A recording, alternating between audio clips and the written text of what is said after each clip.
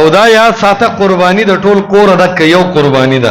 بعض خلک په یو کور کې اته کسه اته قربانی وکي دا غلطه ده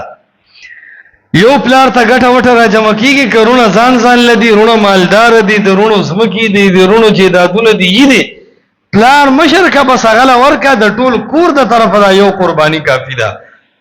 یروي ما سره ځان لکالې ده او د سره ځان لکالې ده ما سره ځان له جیدات دی او د ځان له جیدات دی زما ځان له کاروبار دی او د ځان له کاروبار دی دا د یاسه بانی دی بس خلکو ته ځان خېچ مې به کچھ هو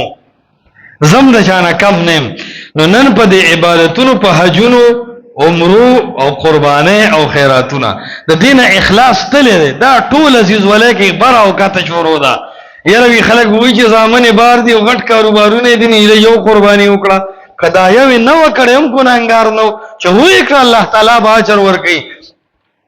یو سړی د یو قرباني وکړه خو اخلاص سره وکړه بل گاونډي د ترسوي عزیز تربور د لس قرباني وکړي دا یو اخلاص ولدا الله سونه بهتر ده نیتونه صحیح کړه الله بندگانو دې خبره باندې دا عالمان بیانونه نه کوي ار یو وی بس چې داسې سرب واخلو داسې خسار وی واخلو داسې غټ پړې وته واچو داسې په به ګورې نه استعمال او بیا به تقسیم او دا نه وی